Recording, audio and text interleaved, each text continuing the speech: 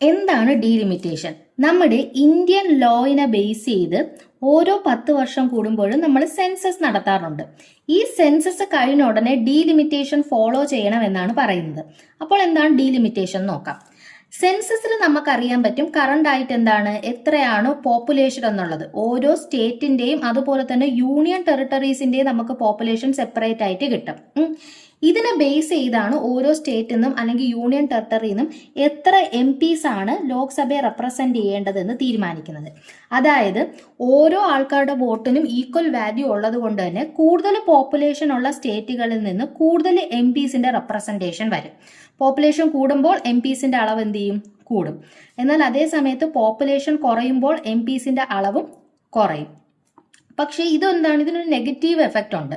അതായത് MPs കൂടുന്നതനുസരിച്ച് ആ ഒരു സ്റ്റേറ്റിന്റെ അല്ലെങ്കിൽ ആ ഒരു റീജിയന്റെ എന്താണ് ലോക്സഭയിലുള്ള വോയിസ് അല്ലെങ്കിൽ പവർ എന്താണ് കൂടും. MPs കുറയുമ്പോൾ അവരുടെ എന്താണ് വോയിസ് അല്ലെങ്കിൽ പവർ കുറയും. അതാണ് ഇവിടെ ഉണ്ടാകുന്ന ഒരു നെഗറ്റീവ് എഫക്റ്റ് എന്ന് പറയുന്നത്. എന്നാൽ ഇപ്പോഴത്തെ നമ്മുടെ ലോക്സഭയിലെ സീറ്റ് എന്ന് പറയുന്നത് ടോട്ടൽ 543 സീറ്റാണ്. ഈ സീറ്റ് ഫിക്സ് ചെയ്തത് 1971 ശേഷമുള്ള സെൻസസ് പ്രകാരമാണ് ഇത് ഫിക്സ് ചെയ്തത്. അതിനുശേഷം എത്രയോ സെൻസസ് നടന്നു. പക്ഷെ എന്താണ്, ഇപ്പോഴും എന്താണ് 543 തന്നെയല്ലേ ലോക്സഭാ സീറ്റ്. അതിന് പിന്നിൽ ഒരു കാരണമുണ്ട്. അതിന്റെ കാരണം എന്താണെന്ന് നോക്കാം. അതായത് നമുക്ക് സ്വാതന്ത്ര്യം കിട്ടിയതിനു ശേഷം എല്ലാ 10 വർഷം കൂടുമ്പോഴും നമ്മൾ സെൻസസ് നടത്താറുണ്ട്. അപ്പോൾ മനസ്സിലായി ഇന്ത്യയുടെ പോപ്പുലേഷൻ വളരെയധികം കൂടുകയാണെന്ന്. ഇന്ത്യയുടെ പോപ്പുലേഷൻ ഇങ്ങനെ എന്താണ് കൂടുന്നത് കൊണ്ട് തന്നെ ഇന്ത്യൻ ഗവൺമെന്റ് എന്ത് ചെയ്തു, കുറച്ച് മെത്തേഡുകൾ, കുറച്ച് പോപ്പുലേഷൻ കൺട്രോൾ ചെയ്യാനുള്ള മെത്തേഡുകൾ എന്ത് ചെയ്തു, ഇൻട്രൊഡ്യൂസ് ചെയ്തു. അതിൽ വന്നതാണ് മെയിൻ ആയിട്ട് ഫാമിലി പ്ലാനിംഗ് പോലുള്ള മെത്തേഡുകൾ. ഓക്കെ, ഈ ഫാമിലി പ്ലാനിംഗ് പോലുള്ള മെത്തേഡുകളും പോപ്പുലേഷൻ കൺട്രോൾ മെത്തേഡുകളും നല്ല രീതിയിൽ ഇംപ്ലിമെന്റ് ചെയ്തത് സൗത്ത് സ്റ്റേറ്റുകളായിരുന്നു.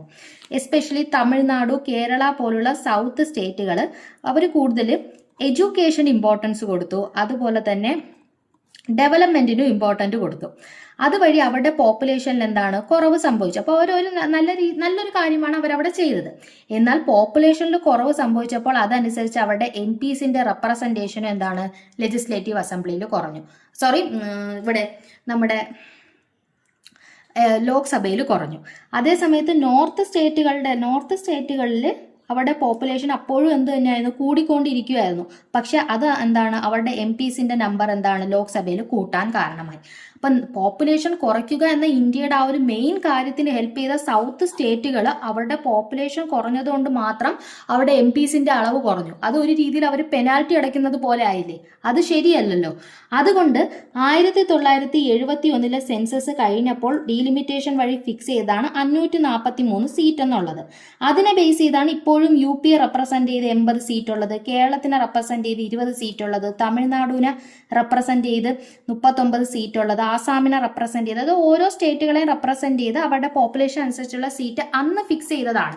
അത് ഇതുവരെ മാറിയില്ല.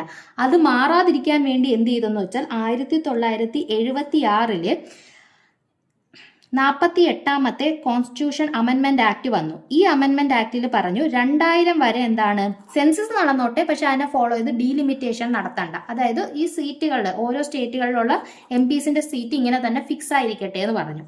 2000 ആകുമ്പോഴത്തേക്കും നോർത്ത് ഇന്ത്യ സൗത്ത് ഇന്ത്യ ഇടയിലുള്ള ആ ഒരു എന്താണ് പോപ്പുലേഷന്റെ അളവൊക്കെ ഒരു കുറയുകയാണെങ്കിൽ അടുത്ത സെൻസസ്, അതായത് 2001 സെൻസസിന് ശേഷം നമുക്ക് ഡീലിമിറ്റേഷൻ വീണ്ടും കൊണ്ടുവരാമെന്ന് പറഞ്ഞു.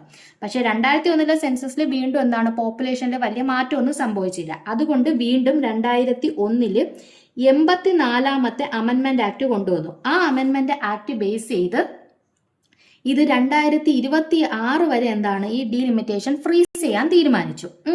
അപ്പൊ അങ്ങനെ 2026 വരെ ഡീലിമിറ്റേഷൻ നടത്തണ്ടാന്ന് തീരുമാനിച്ചു. ഇപ്പൊ 2026 ഇനി അടുത്ത എന്താണ് 2031 സെൻസസ് പ്രകാരം ഡീലിമിറ്റേഷൻ നടത്താം. പക്ഷെ 2031 സെൻസസ് നമുക്ക് നടത്താൻ പറ്റില്ല. കാരണം കോവിഡ് കാരണം ഇപ്പോഴും 2021 സെൻസസ് നടത്തിയിട്ടില്ല. ഈ 21 സെൻസസ് 2027 നടത്താനാണ് ഇപ്പൊ തീരുമാനിച്ചിരിക്കുന്നത്. അപ്പൊ ഈ 2027 സെൻസസ് നടത്തി അതിനുശേഷം ഡീലിമിറ്റേഷൻ കമ്മീഷനൊക്കെ ഫോം ചെയ്ത് അതൊക്കെ ഒരു തീരുമാനത്തിലെത്തുമ്പോൾ ഒരുപാട് ലേറ്റ് ആവുമെന്നാണ് ഗവൺമെന്റ് പറയുന്നത്.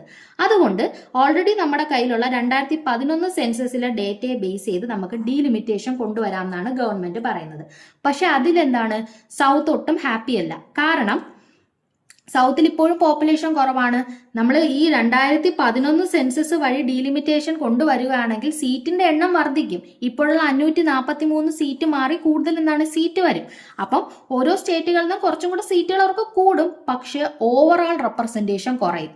നമ്മുടെ സൗത്ത് സ്റ്റേറ്റുകൾക്ക് എന്താണ് ഇപ്പോൾ ലോക്സഭയിലുള്ള വോയിസ് എത്രയാണോ അതിനേക്കാളും കുറയും. കാരണം നോർത്ത് സ്റ്റേറ്റുകളുടെ പോപ്പുലേഷൻ അത്രയും കൂടിയിട്ടുണ്ട്. അതുകൊണ്ടാണ് സൗത്ത് സ്റ്റേറ്റുകൾ ഇതിലൊട്ടും ഹാപ്പി അല്ലാത്തത്. പിന്നെ ഈ ഡീലിമിറ്റേഷൻ നടത്തുന്നത് ഡീലിമിറ്റേഷൻ കമ്മീഷൻ ആണ് കേട്ടോ. ഡീലിമിറ്റേഷൻ കമ്മീഷൻ ആണ് ഇത് നടത്തുന്നത്. ഇതെന്ന് പറയുമ്പോൾ ഒരു സ്റ്റാറ്റ്യൂട്ടറി ആയിട്ടുള്ള എന്താണ് ബോഡിയാണ്, ഒരു സ്റ്റാറ്റ്യൂട്ടറി ബോഡിയാണ്. ഈ സ്റ്റാറ്റ്യൂട്ടറി ബോഡിയിൽ 3 ആൾക്കാരാണ് ഉള്ളത്. ഒന്നെന്ന് പറയുമ്പം സുപ്രീം കോർട്ടിലെ ഏതെങ്കിലും ഒരു ജഡ്ജ്, ഒന്നെങ്കിൽ റിട്ടയർഡ് ആവാം അല്ലെങ്കിൽ ഇപ്പം സുപ്രീം കോർട്ടിലുള്ള ഒരു ജഡ്ജ്. അടുത്തെന്ന് പറയുമ്പോൾ ചീഫ് ഇലക്ഷൻ കമ്മീഷണർ അല്ലെങ്കിൽ ഇലക്ഷൻ കമ്മീഷണർ, ആരെങ്കിലും ഒരാൾ. നെക്സ്റ്റ് എന്ന് പറയുമ്പോൾ ഏത് സ്റ്റേറ്റിനെ ബേസ് ചെയ്താണോ ഡീലിമിറ്റേഷൻ നടത്തുന്നത് ആ സ്റ്റേറ്റിൽ എന്താണ് സ്റ്റേറ്റ് ഇലക്ഷൻ കമ്മീഷണർ. ഇവരാണ് ഈ എന്താണ് കമ്മീഷനിൽ ഉള്ളത്. താങ്ക്